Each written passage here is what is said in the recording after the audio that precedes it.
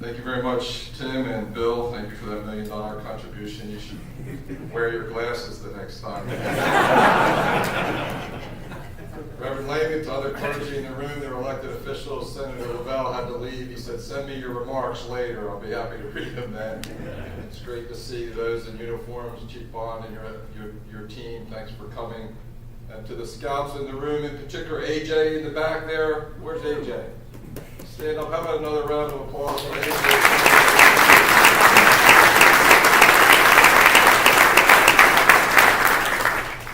AJ, I hope you do better than I did as a Cub Scout. I was in it for the Pinewood Derby. Once the Pinewood Derby was over, I kind of lost interest. We're back to football and basketball.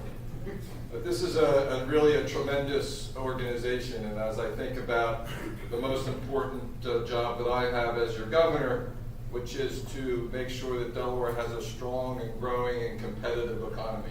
Because when you think about it, all the challenges that we face, all the things that make the state strong, if folks have good jobs, everything else is a heck of a lot easier to do. And so I spend a lot of time as your governor thinking about how we prepare our young people for the economy of the future.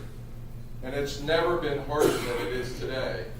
I was at a national governors conference recently in Washington, D.C., and the CEO of IBM was speaking. She was talking about how difficult it is to find people to do the jobs that they have at IBM today, a company that's remade itself several times over the last 30 years. And she said something that really struck me.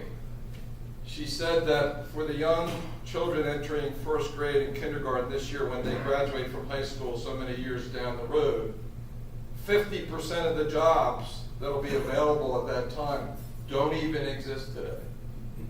They don't even exist today. So how do you prepare the next generation to be competitive in that kind of environment?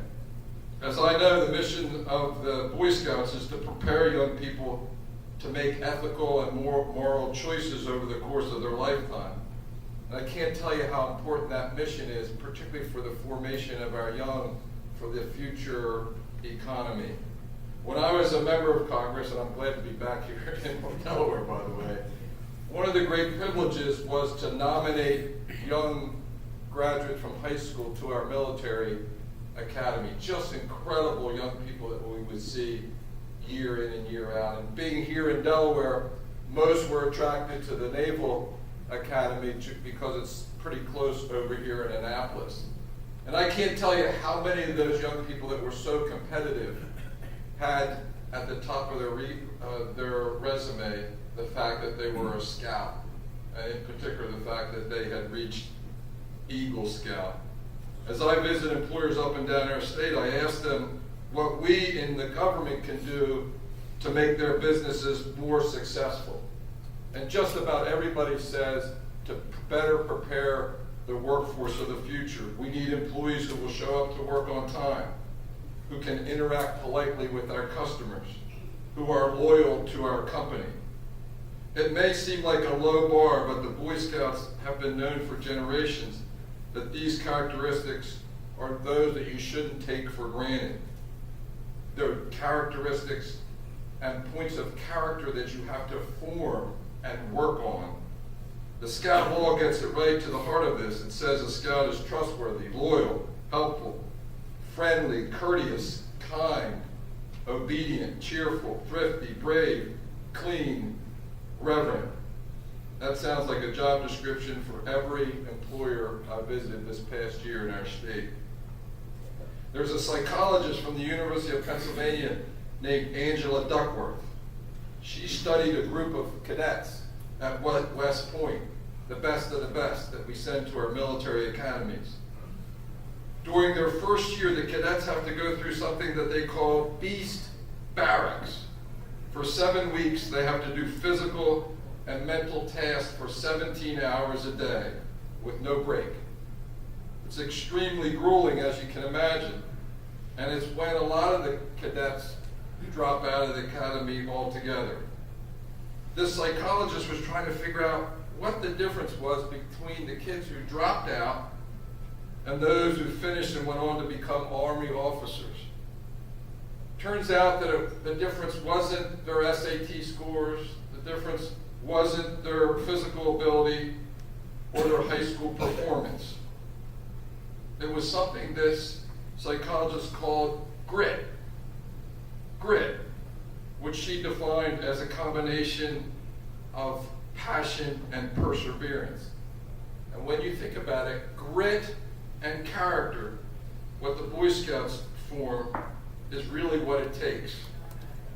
When I took office a little bit over a year ago, I reestablished something that we call the Family Services Cabinet Council.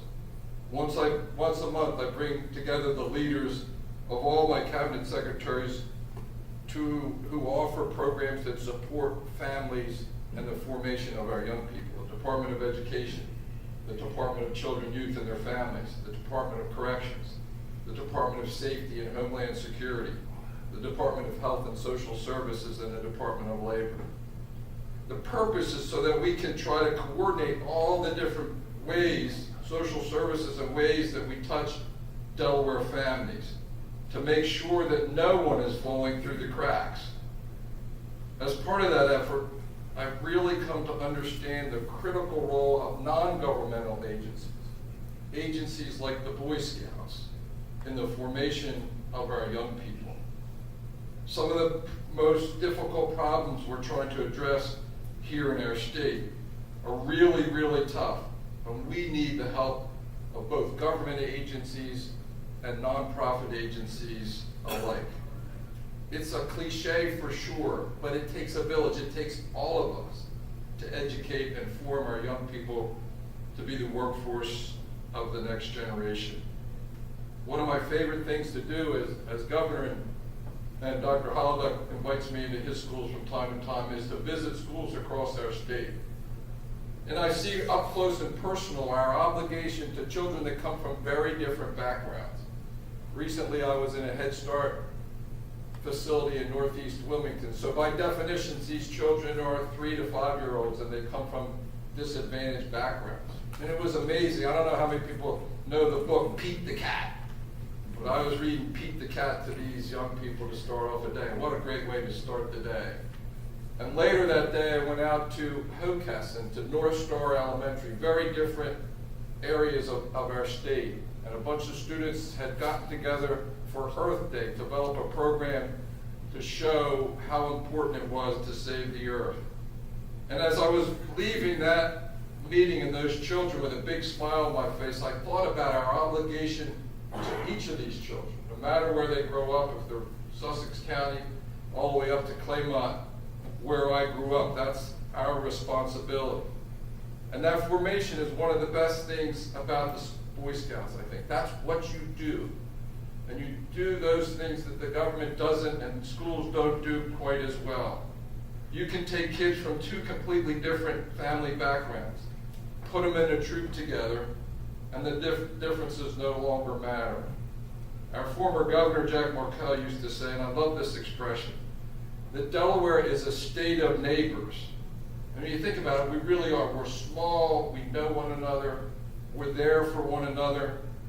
And that scout oath to help other people at all times is such a critical message for us to give to our young people, so that we remain that state of neighbors who look after one another, and that's going to be the key to our success. And so today I just want to thank all of you for being part of this incredible organization. Whether you give $1 million today or $5, it's appreciated. We have a rich history of scouting in our state. With AJ, we're leading the way on a new frontier. And I appreciate everything that you do to make Delaware a wonderful place to live and raise our families. And so, Tim, you can scout me in, and you can scout Delaware in. God bless you.